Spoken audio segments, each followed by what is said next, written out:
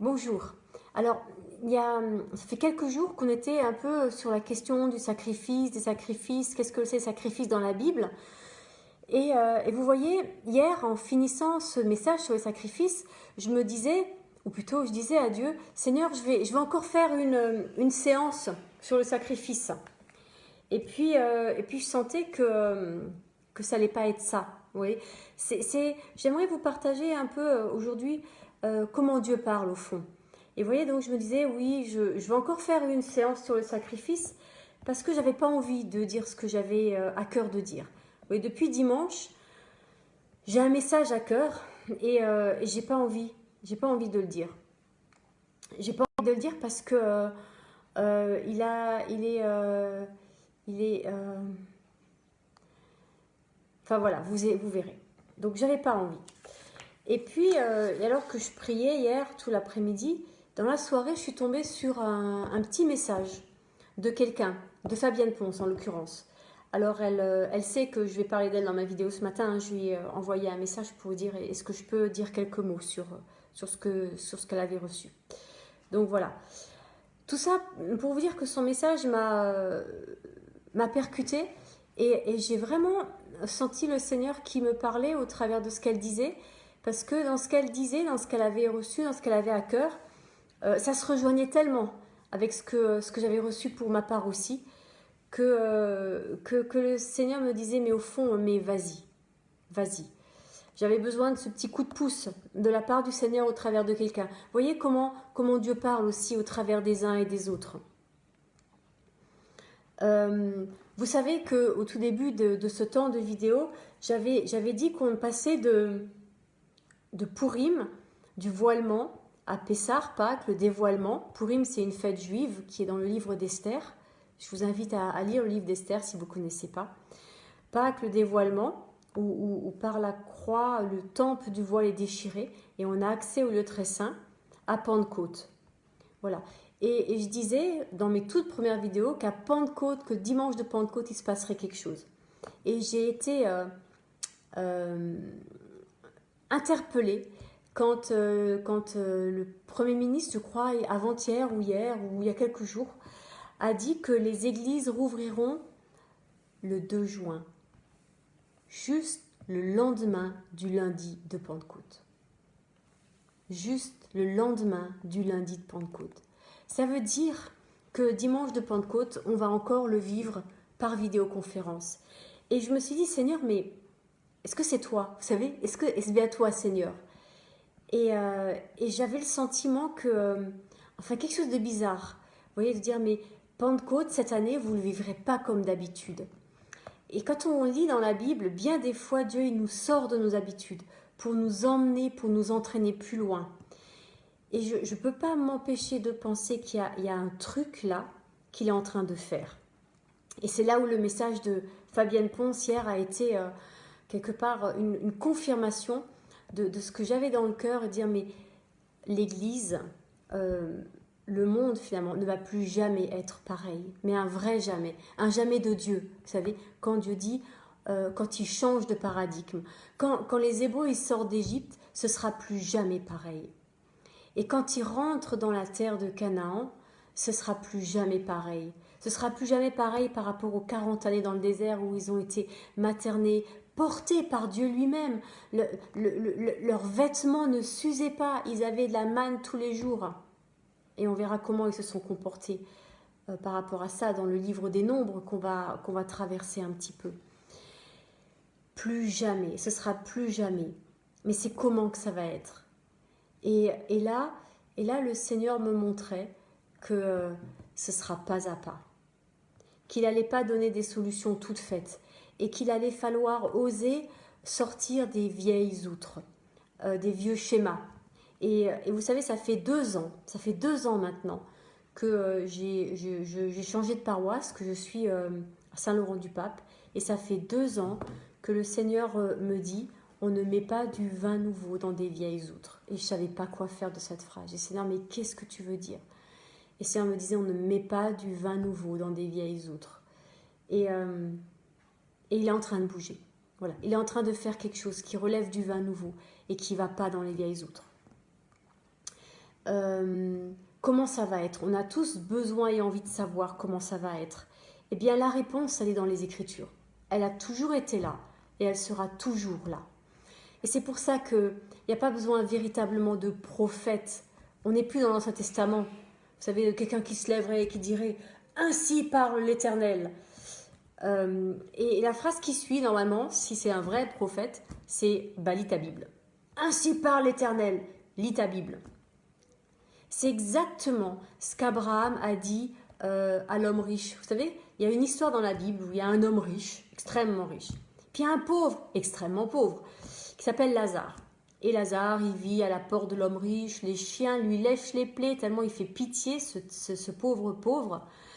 Et puis un jour, tous les deux meurent, ils arrivent au paradis, et puis l'homme riche va dans un lieu où on souffre terriblement, parce qu'il n'a pas connu Dieu, donc voilà, il n'est pas avec Dieu dans le paradis. C'est pas obligatoire d'être avec Dieu dans le paradis, ça se choisit. Je peux choisir d'être avec Dieu pour l'éternité, ou pas. Dieu ne va pas m'obliger, si je ne crois pas en lui, si je ne confesse pas que Jésus est mon sauveur, mais aussi mon Seigneur, et si je n'obéis pas à sa parole. Vous savez, un ensemble de choses qui sont les signes de l'amour de Dieu dans ma vie. Je ne peux pas dire j'aime Dieu et puis pas obéir à sa parole, c'est pas possible. C'est comme dire à un homme, je t'aime mon chéri, mais j'ai des amants. Oui, il va falloir définir ce que c'est l'amour. L'amour, c'est l'obéissance, c'est obéir. Obéir à la parole. Donc, eh ben, l'homme riche, tout juif qu'il soit d'ailleurs, hein, eh ben, il n'est pas sauvé. Voilà, il n'est pas sauvé parce que ça n'a pas eu de sens dans sa vie. Et puis, il se rend compte que il voudrait que d'autres évitent cette erreur, particulièrement ses frères. Il dit, mais que Lazare aille leur dire, si un mort ressuscite, ils le croiront. Et le texte dit, non, même si un mort revenait du séjour des morts, ils ne le croiront pas. Ils ont la parole et les prophètes, ils ont la loi et les prophètes qu'ils obéissent. Vous savez, ces derniers temps, j'ai fait une expérience très très forte pour moi. Dans ma vie, il y a très longtemps, quand j'avais 19 ans, j'ai donné ma vie à Jésus. Et j'étais au lycée, et ma meilleure amie, c'est entre guillemets, c'est restée une païenne. Une adorable païenne, je l'aime beaucoup, mais elle n'y croit pas. Voilà. Cependant, à cette époque-là, elle faisait des rêves, des cauchemars et des rêves prémonitoires. Et j'avais prié pour elle à 19 ans. Ouais, ça remonte, hein, j'en ai 48. J'avais prié pour elle et puis voilà. Et on s'est perdu de vue. On s'est retrouvés il y a quelques années. J'étais enceinte d'Ayelette, donc ça fait grosso modo 10 ans. Et depuis, on se suit un peu sur Facebook. Puis là, ils ont, je sais pas, un groupe a posté une blague sur le fait de faire des apéritifs et de demander que Jésus change l'eau en vin pour un apéritif. Et j'ai répondu en disant, c'est dans le cadre d'un mariage, je ne crois pas que ça marche pour le cadre du coronavirus. Bref. Et de fil en aiguille, elle m'a dit, tu sais, les cauchemars et les rêves prémonitoires, ne sont jamais revenus. Il y a quelque chose de Dieu là. Vous voyez, il y a quelque chose de Dieu là. Et l'autre expérience que j'ai faite, à peu près du même style, j'avais quelques années de plus, j'étais en fac de théo, et on priait avec une jeune dame. On a prié de quelques mois, je ne sais pas si ça a duré 1 an, comme ça, parce que je ne sais pas, une expérience comme ça donnée. Et puis c'est rien passé. Elle n'était pas chrétienne, elle n'était pas croyante, enfin elle croyait sans croire, enfin. Et puis, je ne sais pas, les choses se sont dissoutes, comme parfois ça arrive, et on s'est perdu de vue. Et là, pareil, on s'est retrouvés, alors là par contre, on s'est retrouvés l'an dernier, à une convention, un truc improbable, où j'étais allée juste pour 20 minutes d'entretien parce que j'avais un truc à dire à quelqu'un. Donc j'étais même pas à la convention en elle-même, j'étais juste de passage. Et pardon, un coup de fil, on a été interrompu. Donc j'étais à cette convention, et tout d'un coup je reconnais sa voix, puis je la regarde, et puis on se reconnaît. Et je dis, mais t'es là? Il me dit, oui. Il dit, mais tu sais comment? Je dis, bah non. Et elle me dit, à cause de quelque chose que tu as fait il y a si longtemps. Et puis, je pensais que j'avais prié pour elle. Elle me dit, non, tu m'as amené des habits pour ma fille. Et je ne savais plus du tout. C'est un truc que j'ai complètement zappé. Et j'avais juste amené un jour, parce qu'elle avait dû dire qu'elle avait besoin, un sac de vêtements pour sa fille. Et c'est ça qui l'a amené au Seigneur. Donc j'avais envie de dire, on ne peut pas dissocier la prière de l'action. Mais dans l'action et dans la prière, si on n'est pas conduit par le Seigneur, c'est vain. Si ce n'est pas le Saint-Esprit qui conduit, c'est vain. Et on ne se rend pas compte. Je veux dire, si je n'avais pas eu des retours presque 20 ans après, aujourd'hui encore, j'en saurais rien. Et c'est pas gênant, c'est plutôt bien même, parce que ça évite de se prendre la grosse tête. Mais vous voyez ce que je veux dire? Cette nouvelle saison dans laquelle on va entrer, eh ben, ça va être de cet ordre-là, d'être conduit au-delà de nous-mêmes, sans avoir calculé, sans avoir fait des plans, sans avoir, vous voyez, mais c'est le Seigneur, il va ouvrir des choses qui vont avoir l'air tellement anodines et qui pourtant ont valeur et portée d'éternité. Mais pour ça, il n'y a pas 36 chemins. Il y en a un seul. Et il a toujours été le même depuis Adam jusqu'au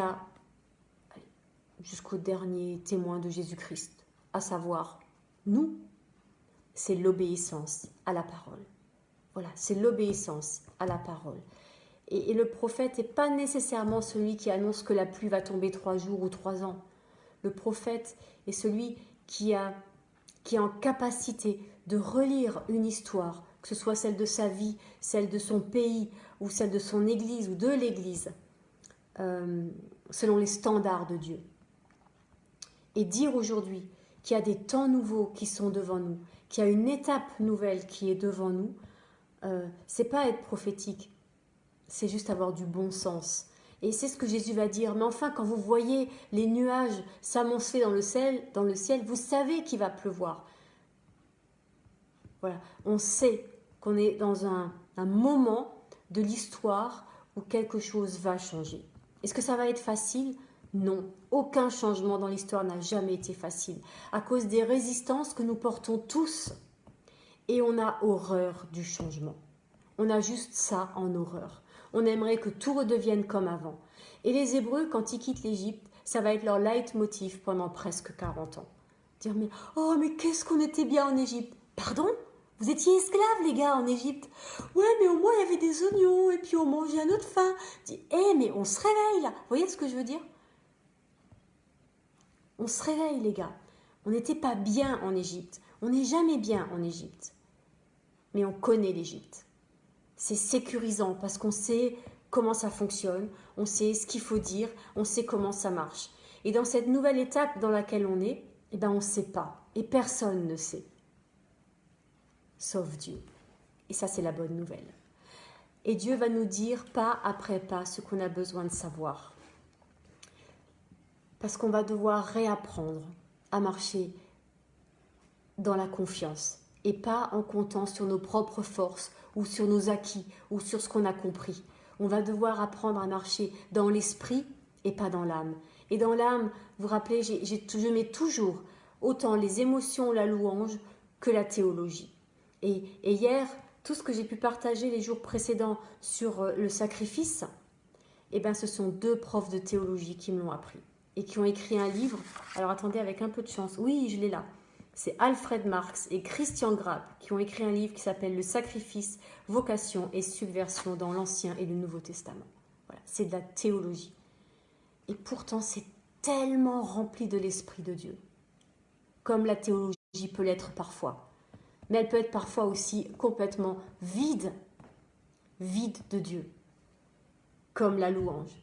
Elle peut être parfois tellement remplie de la présence du Seigneur et parfois juste vide de lui. Et pourquoi est-ce que c'est vide ou rempli de la présence de Dieu?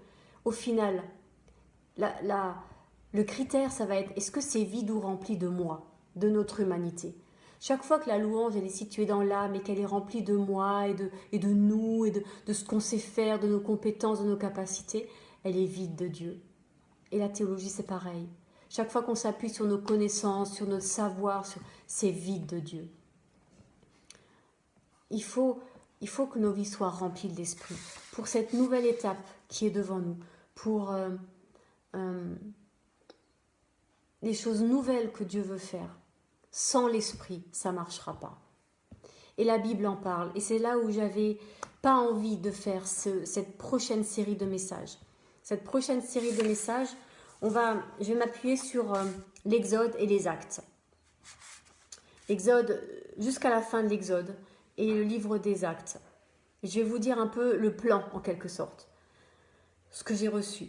Exode 21 à 23, c'est tout de suite après ce passage sur les 10 paroles et sur la question du sacrifice, on va avoir toute une série de textes relatifs à la loi. Voilà. Comment relationner les uns avec les autres? Qu'est-ce que c'est la liberté? Qu'est-ce que c'est l'esclavagisme? Les lois, la propriété, qu'est-ce qui m'appartient? Les mœurs. Au fond, ça va dire avec qui je couche, avec qui je ne couche pas. Comment je le fais? Et les morales, la morale et les cérémonies. Comment est-ce qu'on célèbre Dieu? Puis après, on va avoir le chapitre 24 avec Moïse au Sinaï, 40 jours. Là, il va falloir s'arrêter.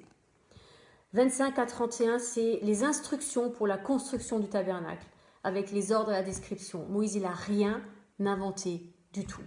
Il a tout reçu, il a eu un modèle, il a vu un modèle. Et ça prend 40 jours. Autant les 10 paroles ne prennent pas 40 jours, autant tout ce qui est relatif au tabernacle va prendre 40 jours.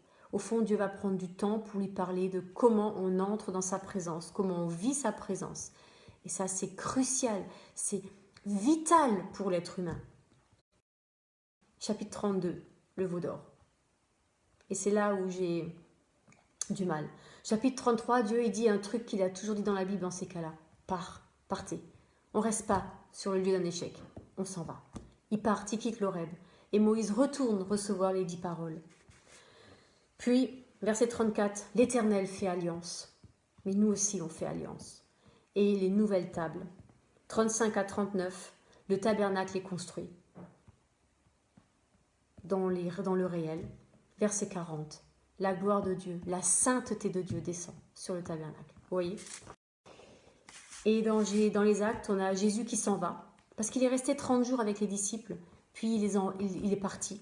Et ils sont restés, donc de 30 à 50, il y a 20 jours. Ils sont restés 20 jours seuls. Pour que ces paroles descendent en eux. Voilà ce travail, voilà ce temps dans lequel on est. Ce dernier, on est quoi? Demain, on est le 1er avril. On sort début juin. Voilà, on est dans les 30 derniers jours. Vous voyez ce que je veux dire? Il est temps que cette parole descende. Et c'est là où je rejoins encore une fois ce qu'a pu dire Fabienne Ponce. Arrêtons de regarder à droite, à gauche. Alors en même temps, je dis regardez ce qui se passe, ce que font les uns et les autres, les partages, les témoignages, les temps de louange, les machins. Mais prenez aussi du temps pour vous, pour que Dieu vous parle à vous, dans votre cœur à vous. Vous voyez, équilibrez les choses entre la louange, l'enseignement et qu'est-ce que le Seigneur vous dit à vous. Donc ils ont ce temps dans la chambre haute. Puis, acte 2, ils reçoivent le Saint-Esprit descend, le discours de Pierre. Acte 3, guérison. Vous voyez, d'abord la parole, après la guérison. D'abord la parole. Dieu, d'abord, il pose sa parole en nous. Et après, il nous envoie pour la manifester dans le monde. Et c'est là où j'avais du mal. Acte 4, l'arrestation de Pierre, comparution devant le Sanhédrin. Voilà. Et là, j'ai encore plus de mal. Chapitre 5, Ananias et Saphira. Dans le chapitre, il y a Ananias et Saphira, le succès grandissant des apôtres qui sont mis en prison, repassage devant le Sanhédrin. Et là, ils sont battus. Là où j'avais du mal avec ce que j'avais à cœur de dire, c'est que peut-être vous pensez que vous n'avez pas été touché par le corona, ou que si vous avez été touché, vous en êtes sorti, et que c'est bon. De la même manière que plusieurs Hébreux ont pensé qu'ils sont sortis d'Égypte et c'est bon, on va pouvoir refaire ce qu'on veut. Voilà. Et je crois que non. Non. Ou alors on n'a pas compris. Ou alors on n'a rien compris.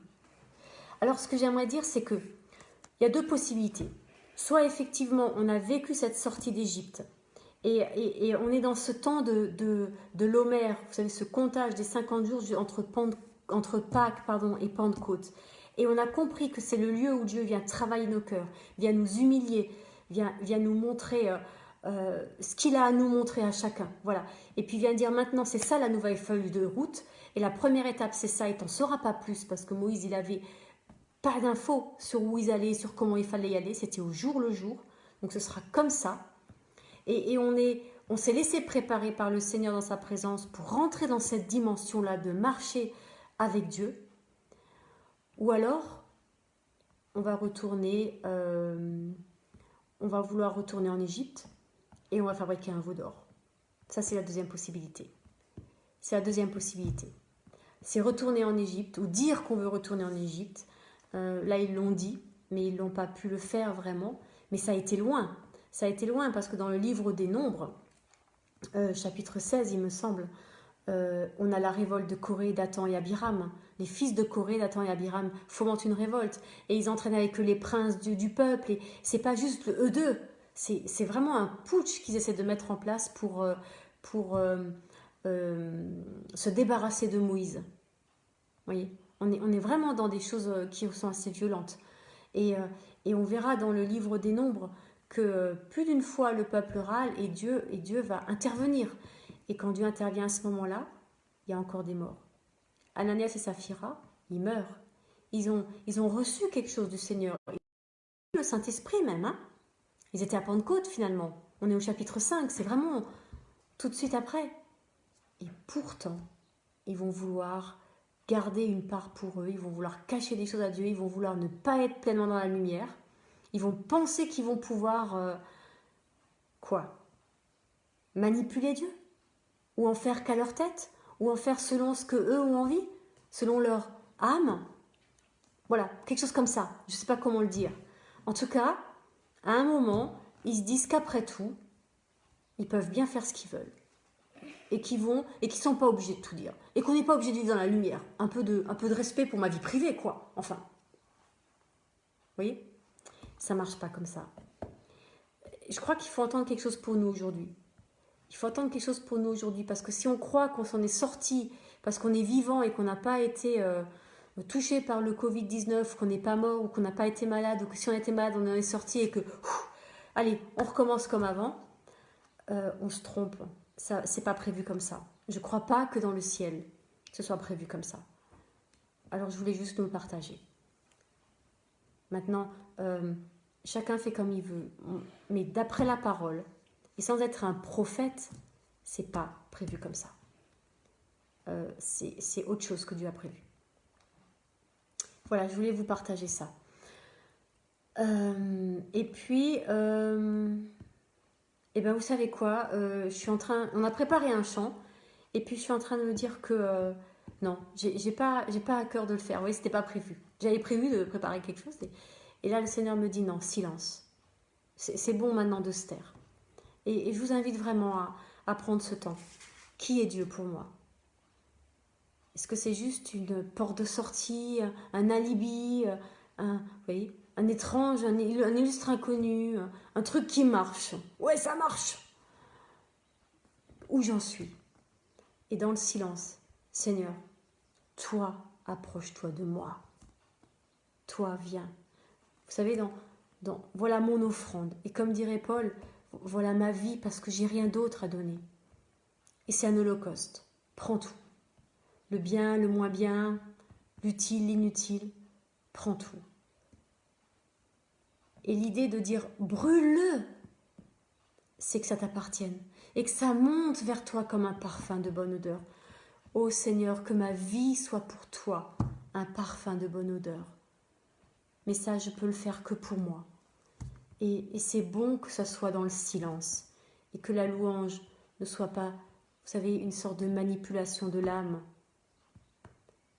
Dans l'Apocalypse, devant le temple, un moment, tout le monde, toute la création fait silence. Et c'est ce que j'aime dans l'Église catholique. Vous savez, cette capacité qu'ils ont développée à faire silence. Je vous invite que le Seigneur puisse parler. Amen.